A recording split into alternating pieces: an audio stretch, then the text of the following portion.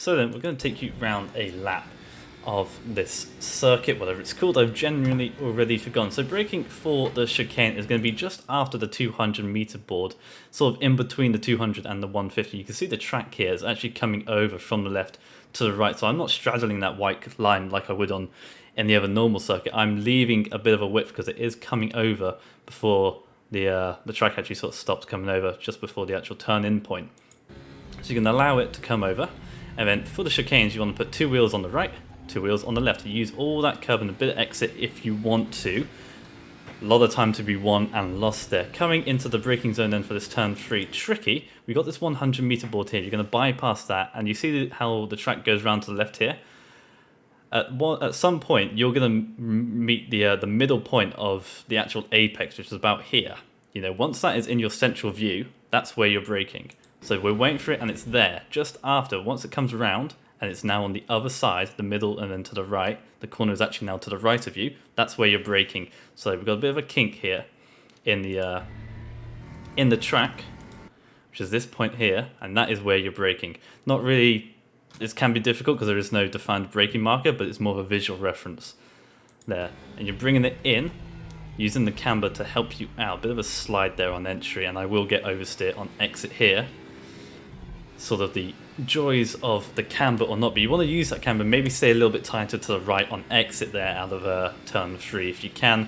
Coming up this back straight, which obviously isn't a straight, shortest line possible, get your gear shifts right, and you can prepare yourself for the for this right hander, which does require a little bit more braking than you think.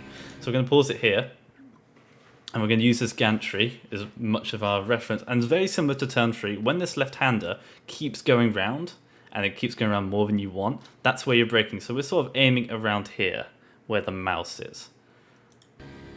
And it is tricky, and you want to sort of pitch yourself from the middle and allow it to bring it into the inside and try and hobble or try and hide on that inside line as long as you can before braking for this right hand. You see actually sort of miss a shift there, causing the rear to go out.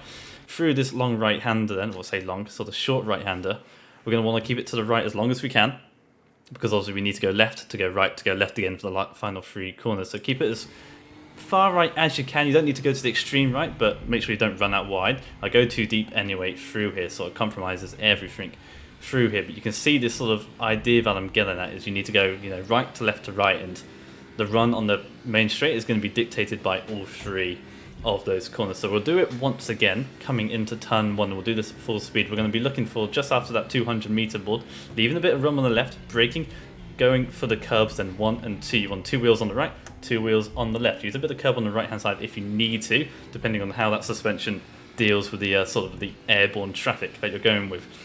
Waiting for the kink on the left and then braking in a straight line. Dive it to the inside as much as you can. That bit of curb there at the apex is actually a good apex to aim for. You want it a bit later. You don't want an early apex here. If you can try and hold it round a little bit longer, it's going to be ideal. It'll give you a better exit onto this back straight, and you won't have that oversteer that I did. So coming down the back straight, again, shortest line is best line, and you know, during the race you might have something to do, but qualifying going to be pretty boring. But we are looking then for the right hander. It's going to be braking just before this gantry and in a straight line, down 1 gear, pitch it in, use that gear change to sort of bring the nose in and then just balance it on the throttle. Keep it to the right as long as you can, and then braking earlier than you think here. I do not have a reference here, as you can see, as I do make a mistake under braking. Not too sure, I haven't quite figured that one out yet, but bring it over to the right as much as you can before bringing it left, and yeah, a bit too deep into then. You can see how that compromises my ride for this following right hander. It's all about gather it up for the left hander, and as soon as that curb ends on the left hand side in the final corner, that's when you accelerate, shortest line to the line, and you're done.